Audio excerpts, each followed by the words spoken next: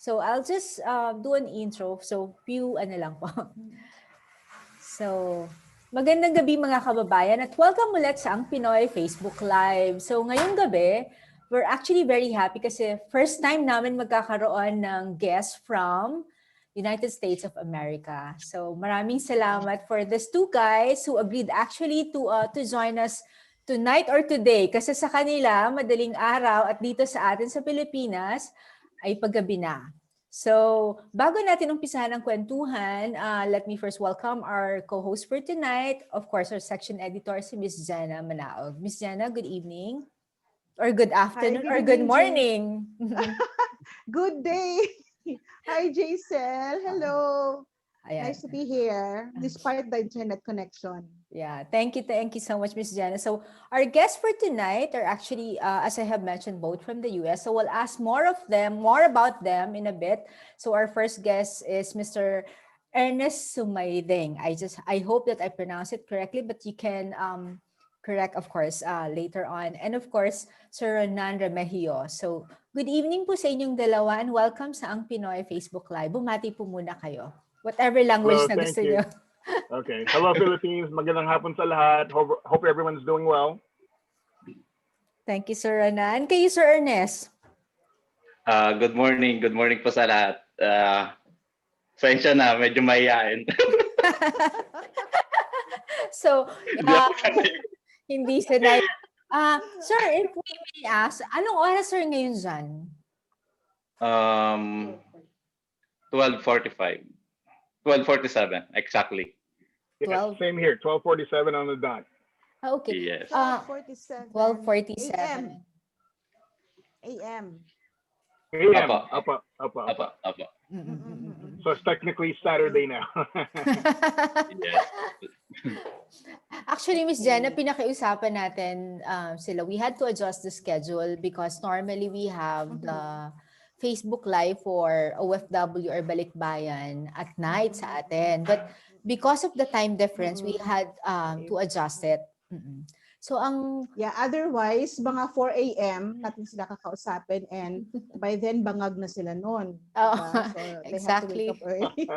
Yes. So adjust tayo. Yes. So kumustahin muna natin sila. Sirs, how are you now? Kasi alam ko na ang US ay isa sa napakalaking case ng pandemic and then election just happened a few days ago. I have been watching CNN siguro kanina maghapon. Kamusta nga kayo ngayon sa US? We're doing okay. As far as when the pandemic started, it was very tough for me in terms of I was so used to just communicating with different people every day, face to face on a face-to-face basis. So having to change that to just being stuck at home, quarantine at home, and just it was a lot to deal with that situation emotionally, mentally. But I've gotten used to it. In terms of how I'm doing now, we're doing okay. It's not as strict as other countries. I know in the Philippines, you need to have certain level of barangay clearance. Pass, so to speak. Yes. I believe a facial is required. Kids and senior citizens are not allowed to go out. I believe there's there's curfew. It's the opposite here, so it's not as bad. I wish it was as strict as the Philippines. I think that would have controlled a lot of the pandemic. But we're doing okay. My wife and I still have our groceries delivered to us.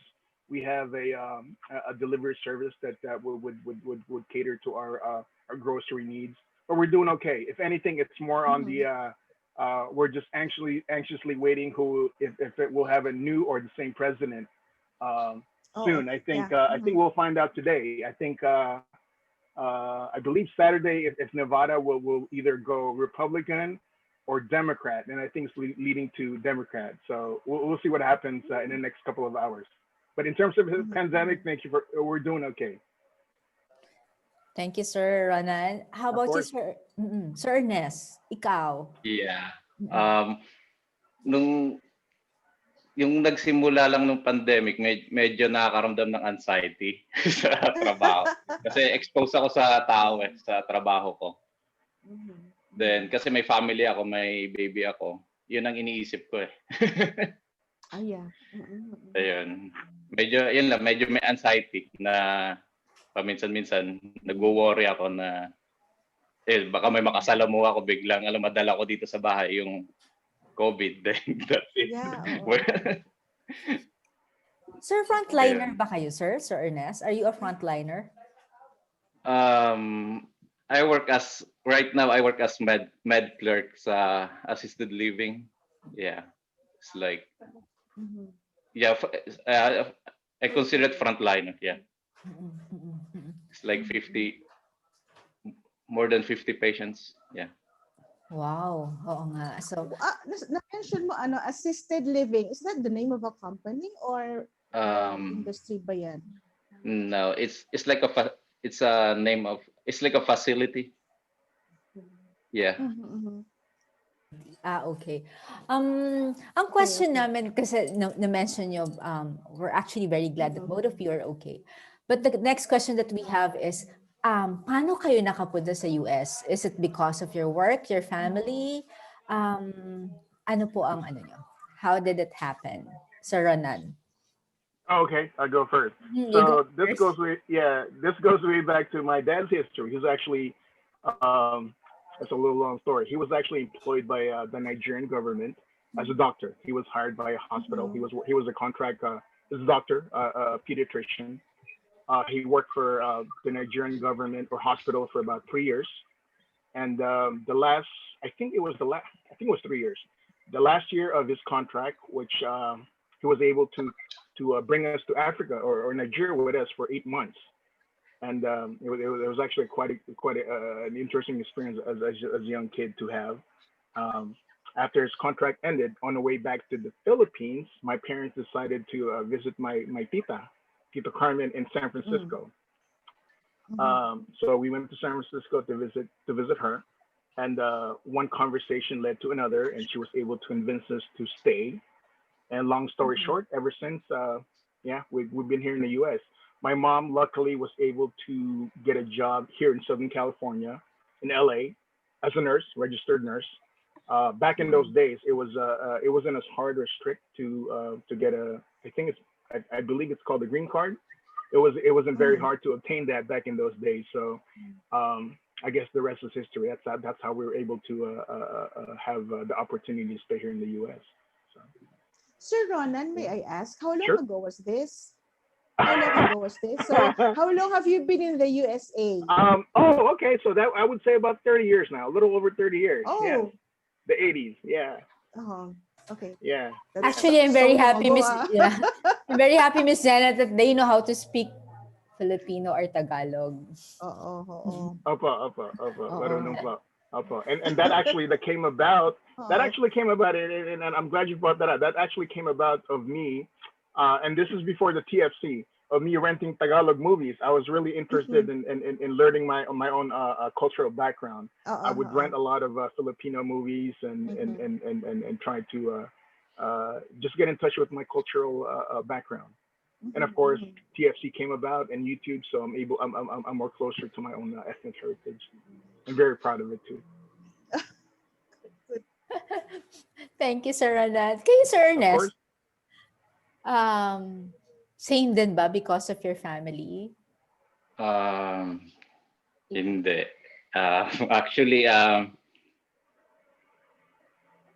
medrep ako dyan sa atin. Then, ayun. Then, ako yung nagmamaris ng business ng mama ko. May butika kasi mama ko na business. Then, ayun. Hindi. So, ang nangyari is, mess up yung buhay ko kasi doon sa Pinas. Summary and then, na lang. Opo. Pero okay naman po na, ayun. Basta, then yung mama ko po, then one time nag-open up sa akin na sabi niya is open po ang US. Then sabi niya, bakit hindi mo subukan magpa-interview? Malay mo, baka makalusot. Then, ayun po, sinubukan ko nga po. Ayun, biglaan po lahat yung nangyari. In 1 month after interview, lipad na po ako dito. Oh, nice. So, nakailang taon ka na dyan sa US? 2012 pa ako dumating dito end of November. Oh, Probably 8 8 years. years na. Yeah, 8 years pa. na. Okay. Ayun. So 80 years na, 2000 ano. So Oo, how are you tapos, doing now, oo. sir? Kasi unlike si Sir Renan, he's been there for like 30 years. Ikaw, sir, is 80 years. 30 years. How is it, sir, the past 80 years? Sa umpisa, medyo nag-a-adjust ako. Yung first 2 years. Mhm. Yeah, but after that, okay na rin. Paano nag-adjust? As in culturally or dahil may kasama mo, mga Pilipino ba? Or how did you adjust? Sa trabaho po, Oo. dumating po ako dito, then sinabak po ako agad as medical coordinator. Bali, sa isang facility po yan, bali. Ako po yung nagdadala ng mga patients sa doctor's appointment, then ayun po. Then, medyo mahihain po kasi talaga ako. Then, ayun nga po. Hanggang sa nasanay na rin po. Ayun po. Okay. Sir Renan, kayo po, what exactly do you do now, sir? If you don't mind us asking. Well, not at all. Not a problem at all. So I work, in terms of my career, I work as a senior clinical data manager in a pharmaceutical / biotech company for the last 15 years. Essentially, I'm a part of a team that analyzes data to ensure that our product gets approved by the FDA. So it's a lot of working with spreadsheets, data, a lot of meetings. I mostly work on oncology studies, mainly cancers, prostate and breast cancer research. As I mentioned, I've been doing that for the past 15 years. And aside from that, I also run my own BPO company, a call center, along with my wife, aka my business partner. As a matter of fact, I'm still working right now. It's 12:57 a.m. right now, and I'm supposed to be supervising until 2 a.m. So wow. I told my staff, you know what, I'm gonna be in a meeting for an hour. If there's any issue, just call me after an hour. My wife doesn't know about it, so hopefully she doesn't fire me. Hopefully after this interview, I still have a job with the company. But yes. So we are based here in California.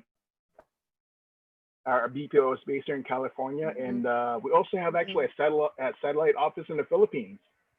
So that's something we're very proud of. We've had the company for a little over a year now.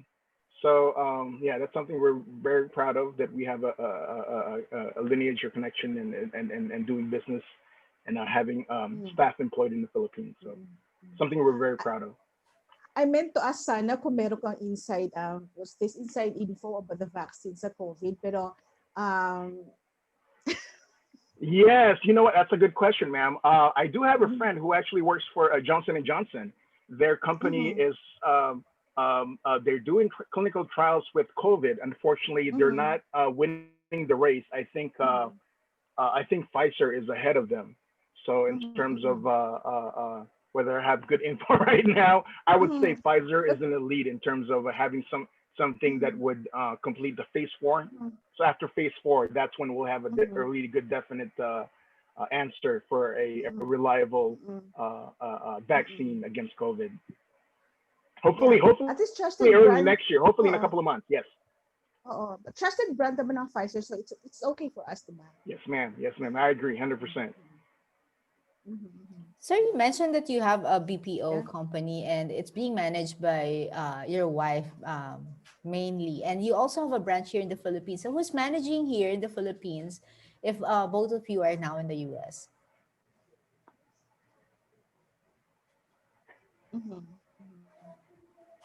We have a trusted manager, if you will. So we connect with them on a daily basis. So it's a relationship / marriage that works very well. Again, we have a complete communication with them on a daily basis. So it's working out pretty well. My wife does more on the if there's any issue with the clients, with the calls, that's her specialty. there's any issues with either IT or our phone system.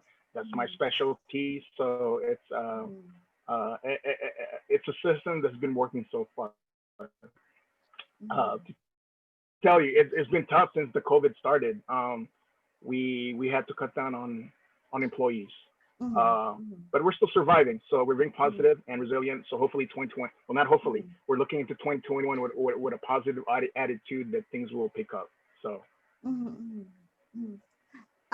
Kasi Sir Ronan, there are a lot of, I've heard of a few BPOs na kumukuha sila ng virtual assistants dito sa Pilipinas. Yes. I know of one na, well, ang employer niya is nasa US. So I think medyo unsteady sila for the past few months. So I think, yung sinasabi mo kanina na medyo nag-cut down bigla ng tao. Is it because merong implication kasi nangyari sa US? Is that it? Yes, absolutely. Yes, absolutely. Most of our clients are on the medical field. Just a little background, back in April or May, there was a lot of home care for the elders that were infected with COVID. Yeah. So a lot of them had to shut down, and that enables us to, we weren't able to get more clients. So that's really affected our, not just our business, but the industry in general. But yeah, that's something that we hope to hopefully pick up by 2021. Yeah, everything should be okay by 2021. That's, cross everything. So 2021 will be better. Okay. Yes. So yes. Jason, you have a question? Yeah, I'm supposed to ask Sir Ernest kasi 20 to 8 years, how was your adjustment in the US? Because the culture of the US is totally different from what we have here in the Philippines. Pag pumupunta ako dyan, hindi naman ako nasya-shock, pero alam ko na medyo talagang ibang-iba. So, kamusta yung adjustment sa side mo? Right now, yeah, it's like, okay na. Nakapag-adjust na. Yeah. Pagdating mo ba dyan, masyado kang shy? Kasi ngayon pala, para na-feel ko, you're a very quite introvert, hindi masyadong masalita na yan, pero tatanungin para makasagot ka. So, paano yung pag-adjust mo? Did you find, may group of friends ka ba na tumutulong sa'yo? May organization ka na salihan? May church ka ba? So, what did you do?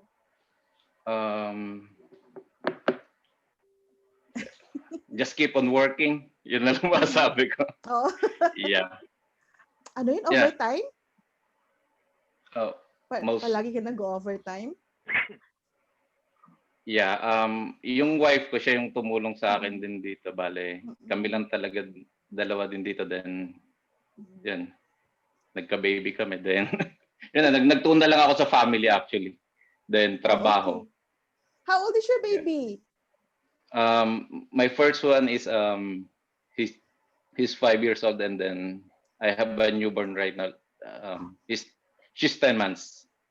Oh, 10 months. Okay. So, Yes. Tama into the COVID talaga yung mag-aalaga ka. Okay. So, paano ba yung pag-aalaga mo sa baby mo? Kasi na-mention mo kanina parang natatakot kayong may konting anxiety pag lumabas kasi you might bring it home sa kids, di ba? So, what do you do? Kasi kanina sabi ng isang guest natin, groceries would be sent to their homes. Did you do the same? Or do you have still to go outside? Yeah, we go out. Okay. But we're following the safety precaution. Yeah. That's nice. Mask all the time when we go. Oo. Kasi may batang sa loob. Okay. So, sige, Miss Jenna.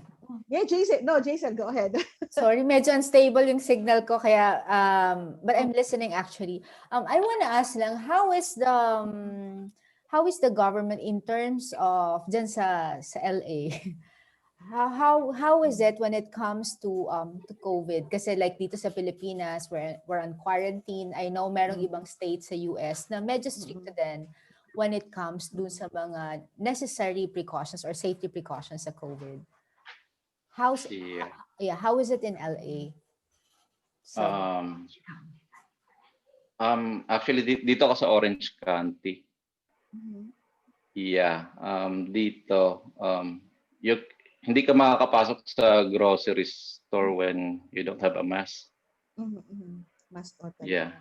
First rule, kailangan always bring your mask. Oo. Yeah, and then, ano pa ba? Social distancing, of course. Yeah, Parties. social distancing at Those, least 6 feet away. oo, oo, oo. Opo. And parties, of course. Parties. Yeah. Mm-mm. And then there's no gathering then Mm-mm. lahat ng restaurant ngayon halos karamihan close pa rin, and then Mm-mm. sa labas ang kainan. Okay, okay. Hindi Yeah, sa may tent lang sa labas ng mga restaurant, ganun. Oo. Oo.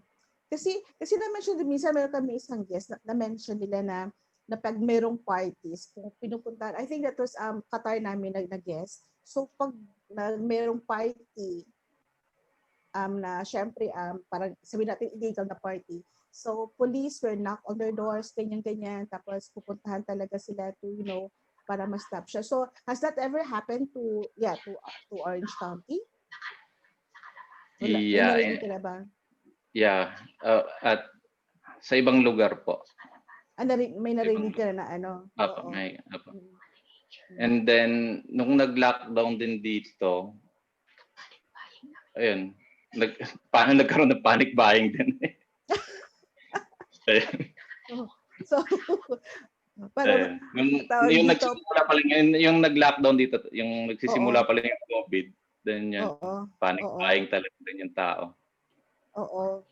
Panic buying talaga when I hear that, nakakatakot talaga, no? So how about Sir Ronan? Paano naman dyan sa inyo? It's essentially the same thing. It's a little bit lax. I think there should be a tougher rules in terms of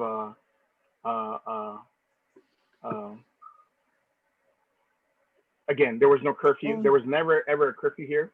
The only time there was a curfew was I don't know if you ladies remember the riots back in is it June or July? Yeah. Yeah. And that wasn't even enforced. I live in Glendale, which is essentially about 15 minutes away from Hollywood, 10 minutes away from Griffith Park, and it wasn't heavily enforced. I think in order to get a better grasp of this pandemic, I think there'll need to be a stricter rule, so to speak. I know people here in our area, or not just our area, but in the country overall, are concerned about their freedom or what have you. But I think to control the pandemic, we have to be a lot more stricter in terms of just controlling the pandemic, which is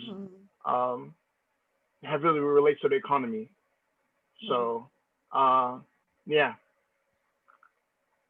So would you say sa place ninyo para mas naintindihan ninyo na we really have to have that stricter na enforcement ng lahat ng security, ng lahat ng mga wearing of face mask and social distance, understood na sa community ninyo? Walang problema. Yes. I believe face shield is required in the Philippines. Here it's not. Yes. However, in the Glendale, Burbank area, which is about, again, 10 minutes away from heart of LA, face mask is required. But believe it or not, there are people that I see around that are not wearing masks, and they're supposed to be fine, but they're not. So that goes to show that it's not really heavily enforced, although it is required, but it's not heavily enforced compared to, let's say, Japan or other countries who's got a better hold on the pandemic. Yeah. So katay na mention sa isang guest namin, they have this app, and you have to have your Bluetooth open para malaman mo kung anong tawag doon, kung naka-green or red ka, na you have been na-swab ka na ba, kung dapat na sa bahay ka. They would know.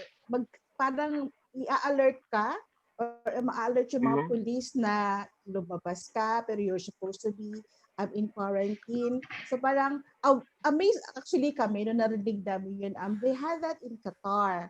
So there's nothing of that sort in California, in the US. Yes, Nothing of that sort. Yes. Yes, and to add to that, I think the Asian countries are a lot more educated in terms of pandemic. I think SARS one that was Yes. it was widely put into the not just in the media, but the awareness of people in Asia. Yes. Whereas here in the U.S., there, for lack of a better term, a lot of ignorant people who are not aware of it. So Oo. they don't take it as seriously. Again, as opposed to Asia, where people are really educated and informed about what a pandemic is about, and they know how to handle it. Oo. So unfortunately, in this part of the world, which Mm-mm. yeah, not many people are taking it seriously. They think it's just another flu. Yeah, So you can at least look at it for my both ways. personal stance of it, yeah. Oo. Yeah, that's interesting. Well, supposed to be ang Asia is what's this? We're supposed to be parang well sabihin natin na Asia is not the West. So parang behind tayo ng konti. Supposed to be. Pero nasabi mo na parang mas aware ang Asians, mas sensitive Apo, sila, apo, open sila sa nangyayari. So parang andun yung hindi naman siguro well half of it siguro is fear other half of it is that parang aware sila gusto nilang apo, protection ng yung community. I think that's a good that's a good point.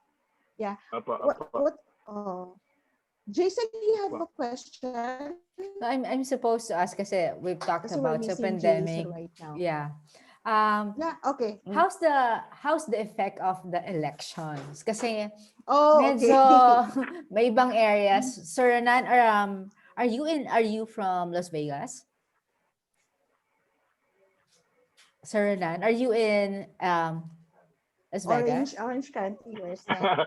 I, I, How? I'm in the blue state of California. Pero ano po, Oh. my wife's family is from Nevada, Okay. The so reason they're in why, Las Vegas. yeah, the reason I'm asking because I was actually watching CNN this morning here in the Yes, ma'am. Philippines, and I guess hindi pa Opo. kasi tapos ngayon ang bilangan or ang pagbibilang ngayon Yes. sa Las Vegas. So I Yes. guess they're still waiting for the result.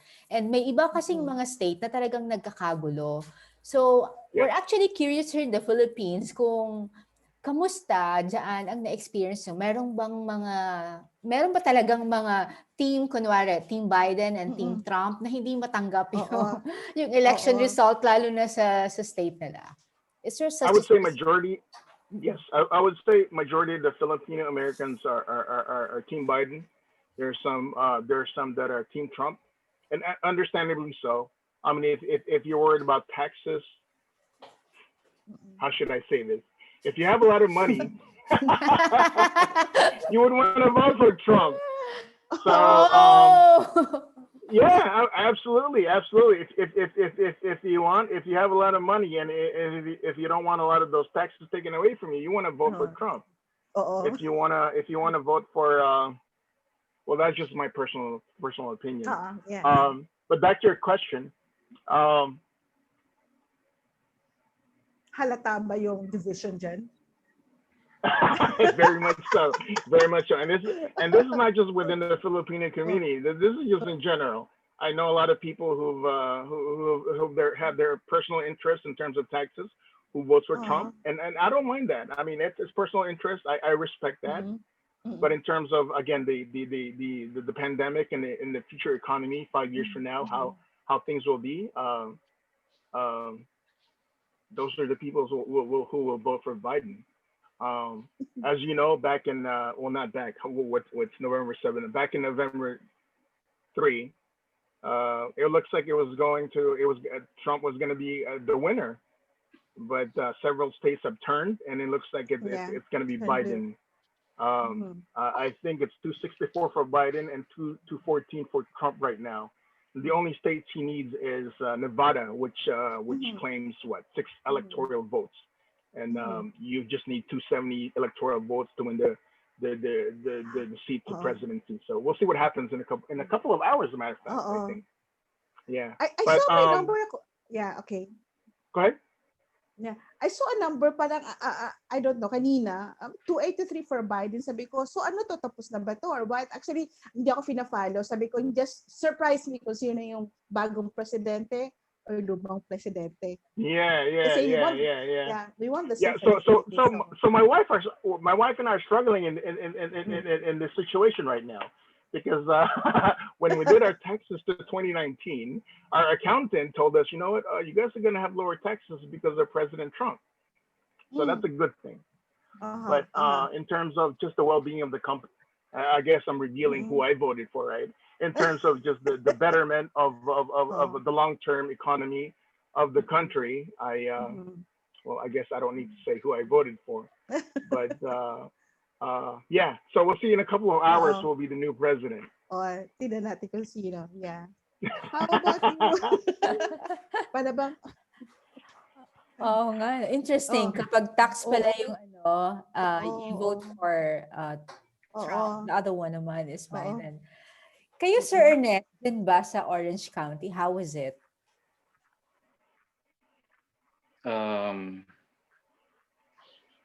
Tahimik. Tahimik. Wala. Maybe sa ibang lugar siguro dito sa California, pero dito sa area namin, tahimik ano ba sa inyo? naman. Parang anong tawag sa inyo? Suburban, or I mean, ano ba? May pagka-rural ba? Because may pagka-rural siya. City. City talaga siya. Yes. Okay, pero it's quiet. Okay. So, ilang ano dyan? Mas marami ba dyan mga Pinoy or konti lang sa paligid ninyo? Yeah, normally Asian. Yeah. Korean. Okay. Yeah, sa area na to. Pero marami ring Pinoy. Oh, okay. So paano 'yon?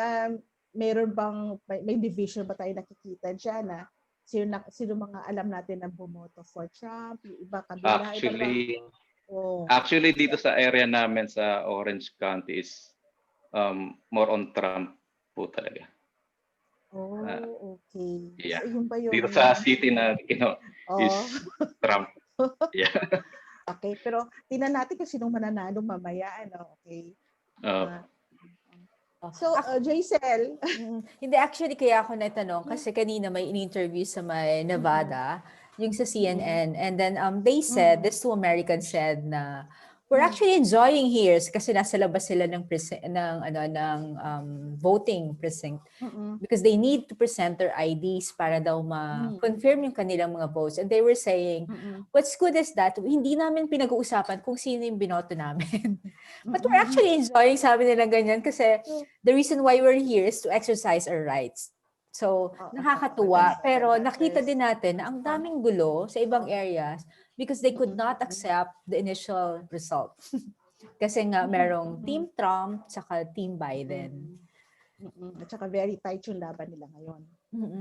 And we're very happy na sa mga Pinoy, wala naman pong affected or wala namang nagkakagulo because of these elections. Have you seen any incident? I think if anything, it's more on racism. I think there was a video that came out 2 months ago about this the Caucasian CEO of some company up north who was insulting a Filipino family. I don't know if you ladies seen that in YouTube. Yeah, I saw that. Yeah. In a restaurant. Yeah. In the restaurant. Okay. So also, can you please narrate kung anong nangyari? Parang I don't think I have seen that. The gentleman said something to the extent of he was drunk and Trump will get you and he'll deport you or something to that extent. I forgot the details. This was several months ago, and I know a lot of anti-Trump people are suggesting that because of his anti-immigration and that fueled that kind of sentiment here in America. And to tell you the truth, before Trump, I've never experienced this type of a racial sentiment in social media until he came on board, and that was unfortunate. As Filipinos, they were very I don't know what the right word is. I guess concerned. Yeah. They don't really fight back. They don't really say anything about it. Yeah. They were very amicable and that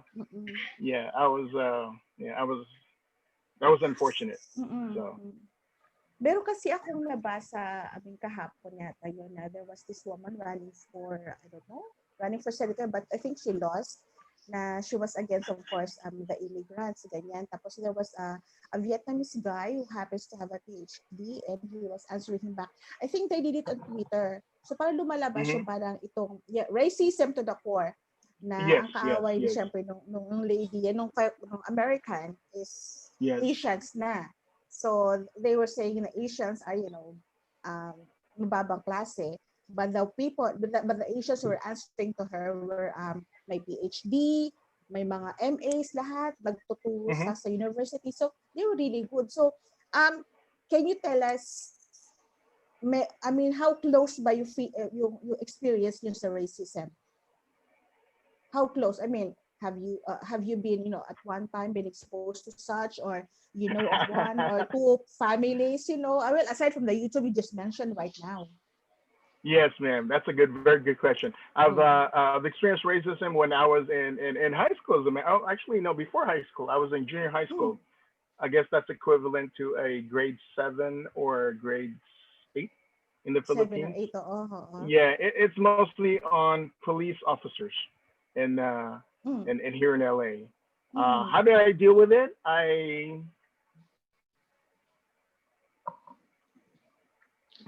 I didn't. It was just another thing that it was the white officers, and they see me as somebody who I forgot what the exact conversation was. I think it was how long before you end up in a gosh, I forgot the terminology. It's basically those high school kids who doesn't do well in high school, end up in this particular program.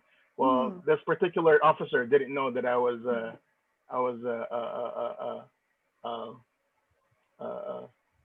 what is the terminology? Higher achieving high school student. But based on my skin color, he was assuming that I was underachiever. So things as such. But as far as like racism now at my age, no, I haven't experienced that. If I was one of the Filipino members that would have experienced that same incident with that Caucasian CEO in up north, my mentality is a little bit more different. I would have been more confrontational to make sure that he realizes that you can't mess with Filipinos. My mindset is different because I guess I grow up here. I would have been a little bit more confrontational, to tell you the truth, because I would not let him go and leave and think that Filipinos and talk to you like that. No way, not in my bloodline. Yes. So that's warrior. And I think and I think the Filipinos that gentleman dealt with was first generation or medyo mahiyain, medyo sige, makikisama lang kami. Siguro in the middle of adjustment pa lang siya, pwedeng ganun, Opo. Pero wala po sa dugo ko yun. I'm here to defend, not even defend, it's just not in my nature. I'm Filipino, you disrespect me, then you're gonna get something not so nice, and you will remember that, because if you come across another Filipino, you better be respectful. Yes, go. Yes, ma'am. Let's go to Hernan. How was it naman? Yung experience mo naman. Have you had any?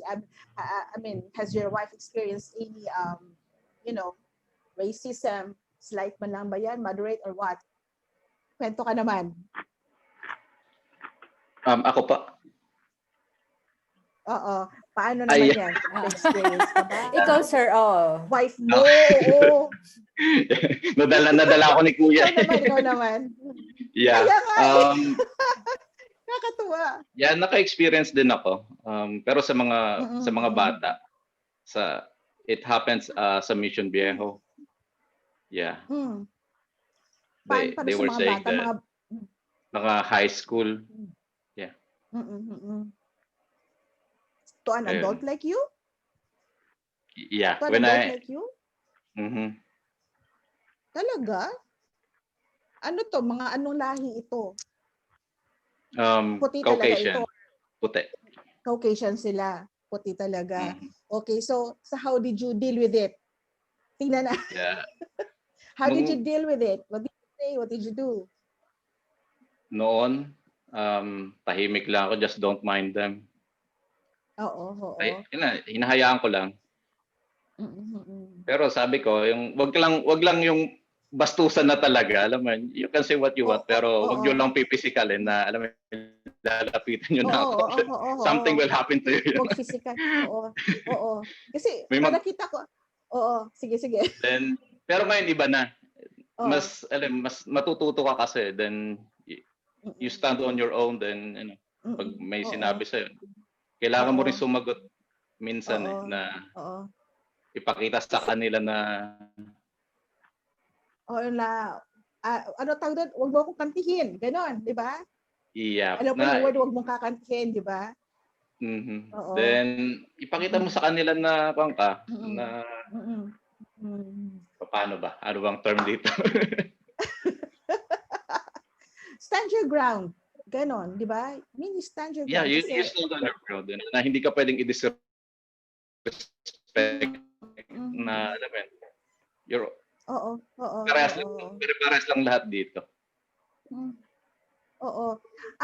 Yeah. Tawag dito kasi 'di ba, sabi mo sa assisted living sa company niyo. Meron bang mga work related na mga racism or bullying na na nangyari sa inyo? No. Or to someone na mas malapit sa inyo? Wala pa naman. Wala pa naman. Okay. So parang alam mo, parang hindi pa ganun kalapit, except for that one time na sabi mo na lumapit sa yung mga bata na magkonting bully ng konti sa iyo. Yeah. Okay. Pero maswerte. ugali pinapasensya. Oo, pasensya. Pero kasi this is one thing I know. People who have worked outside of the Philippines, who have lived outside of the Philippines for quite a long time, I can see na mas matapang kaysa dito sa Pilipinas. When they come back to the Philippines, they have this certain tawag nila yung angas, grit, pagdating nila. So, how is it like when you come back to the Philippines, would you hear someone na magsabi na parang iba ka na ngayon na, parang ang angas mo may mga ganyan ka ba experience pag umuwi ka? I mean, if you umuwi ka ng Pilipinas. Ang sabi lang sa akin, nagbago na raw ako. Yan, nagbago. Paano? Nagbago? Paano daw nagbago? Good way. Ay, parang... Na karoon ako naging disiplinado ako sa sarili ko. Oo. Hindi gaya sa Pinas na parang yung umuwi na ako, parang hindi na yung parang gaya noon na yung parang ayain ka lang, go ka kaagad. Pero parang medyo yun ang napansin na mag ka talaga. Kasi dito sa US, kahit sa ibang bansa naman tingin ko. Kasi yung buntot mo hila mo. Hindi ako Tagalog, hindi ko maintindihan yan. Paano mo i-define yung buntot mo hila mo? Paano ba 'yon? Dala mo yung sarili mo. Dala mo sarili mo. Okay. Pag nagka-problema, ikaw magsusolve ng problema mo.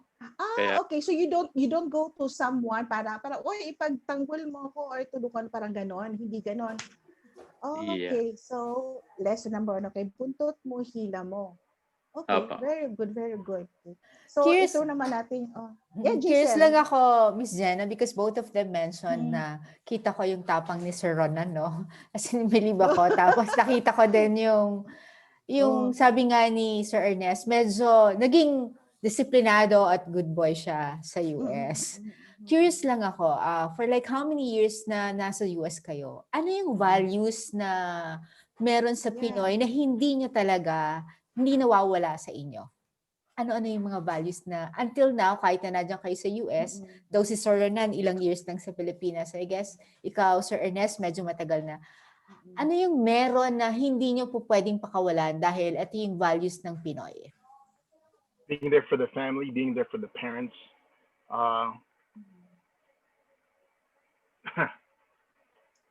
Just being there for the tough times. I know in most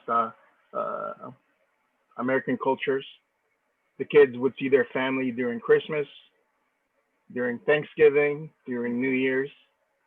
I see my parents every three times a week. I remember the first time I got a job in a mall. I remember giving my first paycheck to my parents, and I thought, and I know that's in line with the Filipino culture, which I love, by the way.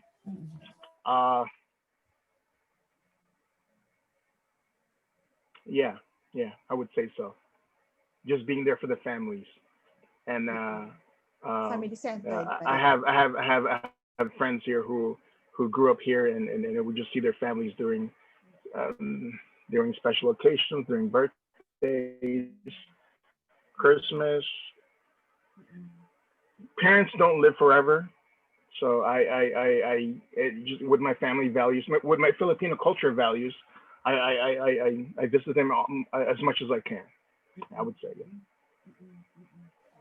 Thank you, And sir. that's something I would love Actually, to pass down to my, and that's something I would love to pass down to my nephews and nieces as well, to continue that Filipino culture. Actually, Miss Jenna, nagulat ako, sir, that you gave your first salary to your parents.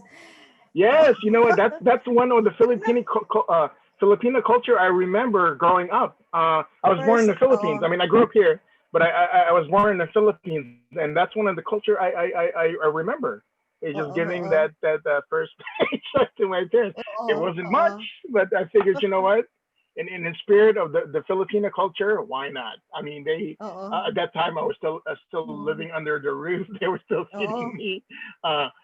They were giving me more than I was giving them, and it was something I really cherish and value, Filipino culture. So, and to this day, it's something I'm very proud of doing, and hopefully something that I could influence my nieces and nephews who grew up here. That's going to be a challenge, but we'll see what happens.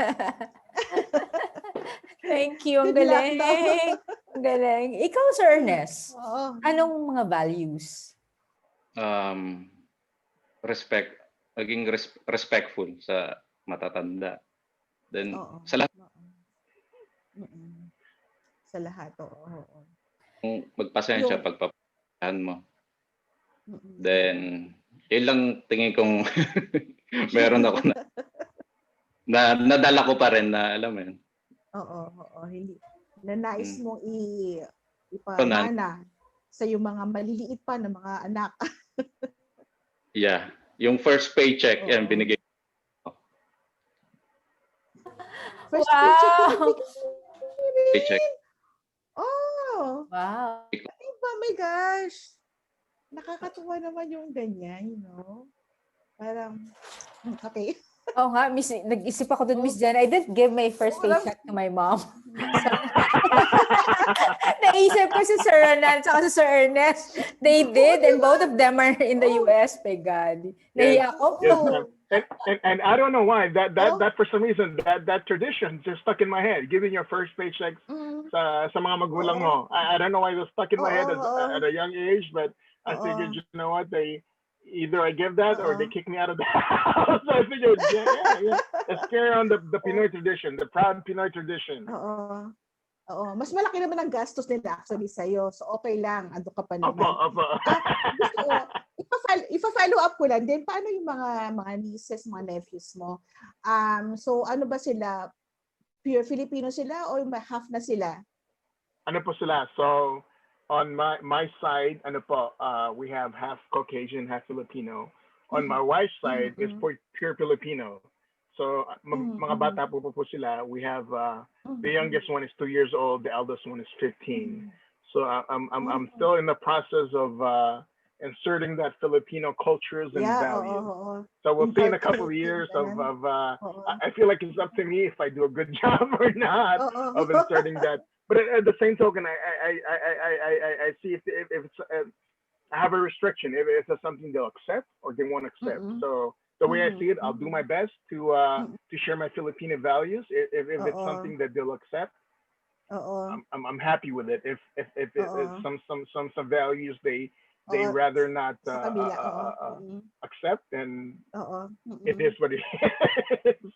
But you know, as Filipinos, pag matanda, para bang ipipilit natin na hanggat kaya natin at kaya nilang sumunod, papagawa natin sa kanila. So I hope that, you know, Opo. mailipat Yes. pa sa mga bata, di ba? Oo. Si Tama po Ernest yan, tama kasi po. ano pa siya bata pa yung mga anak niya So, Opo. medyo matagal-tagal pa. No, Opo, Ernest opo. may mga bata pa sa kanya Parang, Ernest, andiyan ka. Anong Matagal na-miss ka mo sa pa. Pilipinas? What do you miss about the Philippines? Masaya. Masaya sa atin. Maingay. Saka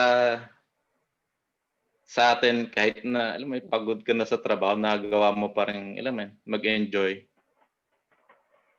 Yes, and I agree with Sir Ernest. Yes, absolutely. Yes, I remember driving around Manila around 2 a.m. or 12 midnight in the morning, and you have people hanging out in 7-Eleven just to de-stress. So that's something definitely in terms of the culture that I really appreciate, because living in this western part of the world, stress is very what's the word, emphasized, and I think Filipinos have a way to distress themselves and not so much get so caught up in stress and so forth. So that's one thing I value in terms of Filipino culture. Kaya natin gumawa ng happiness. Murang happiness, diba? 7-Eleven lang, Tama po yan. Oo. So, ano pa? Ay, parang nasagot mo na ba, Ronan, yung What do you miss most sa Philippines? No? Nasagot na niya, no? The food. I miss the food in the Philippines. I miss the food. What food? My wife miss the beaches. She loves Palawan. She loves El Nido. We certainly miss that. Hopefully, sana po next year, hopefully 2021, we'll get the opportunity to come back again and visit the beautiful places in the Philippines. She was actually just researching Pearl Farm in Davao. Yeah. So that's yes, Pearl yes, Farm, Mr. I'm sorry, President Rodrigo Duterte's hometown. That's certainly one place we want to visit, Pearl Farm. So we love the food. Above all that, we just miss the family. I grew up not having a lot of family members, just being around families in Cavite, in Quezon City, and of course my cousin, Mr. Miguel Ambata, affectionately called Anjo in our family. I miss all of them. So yeah. Shout out daw, Mr. Miguel. Kasi Miss Shout out. Jana, yeah. Mix is my Shout out brother, Anja, Mr. Miguel. Yes. Mix is actually the husband of my sister. So Yes. very supportive Yes, si Mix sa lahat ng ginagawa ko. So alam mo na. Yes. So And thank he's you. my first cousin. Yeah, Yes, so my first cousin. thank you to Mix actually, because we were able to guest them, the two of them, because of Yep. Mix. Oh, he did. I didn't know Yeah. that. Yeah. Yeah. He stayed with us for 6 months back in 2008. Oh, that was a long time ago. More than That a was a decade. long time Come back ago. na. Yes, he stayed with us. Yes. Yes, Oh. it was a while. So so we had some time, some bonding time, and fortunately, I was actually in between jobs in 2008 for about a month or two. So we had time to bond and get to know each other. So it was perfect timing. Perfect Oh, timing. nice. Oh, that's nice. I super love their daughter, si Ava. Yes, Oh my God. Ava. So namimiss mo, Sir Ronan, yung food, ikaw, Sir Ernest. Kailan ba yung huling umuwi kayo ng Pilipinas? Both of you. When was the last time that you were here? Me, I was 2 years ago. Yeah, Tagal na. bago. Bago So, sabi ni Kuya Ronan sa Palawan. Palawan po ako. How was it? Kumusta yung punta mo doon? Ayun po. Then, mga kaibigan. Yun. Shout out sa mga friends mo. Kay Bonsoriano. Bonsoriano, hello daw. Talagang Okay. Ikaw, Sir Ronan, when was the last time that you were here in the Philippines? Last time we were in the Philippines was 2019. So we've been going to the Philippines Okay since pa. I want to say 1998 to 2007. We went to the Philippines almost every year with kasama ko po mga magulang ko sa kapatid ko. So from 1998 to 2007. Tapos kinasal po ako to 2013. And ever since then, I've been going with my wife, especially the fact that we have a satellite office in the Philippines. Oh, you come to visit. So yes, we have more of a reason to go back. So 2019, we were there about 3 times just to set up the business. Saka may isa akong pinsan na kinasal po last year. So yeah, we were there about 3 times. Again, hopefully nice. next year we're able to visit again. Next year, ho. Wala mo na sarado 2020, stay put tayo lahat. Apo. Okay. So, Jason, you want to ask the last question? No, of course, ang hihingin ko lang is message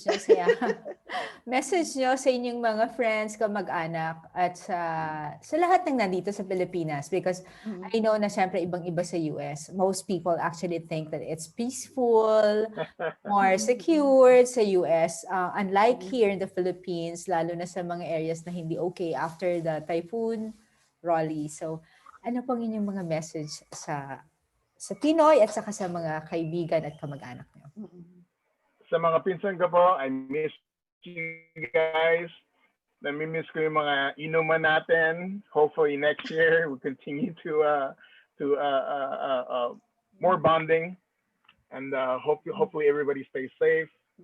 And yun nga po, we'll hope to see everyone again next year. And please stay safe. Yeah. Thank you, sir. Thank you. Sir Ernest, kayo naman, what's your message sa iyong mga relatives, friends? Pahiyain talaga to si Sir Ernest, Yeah. Sa mama ko na lang.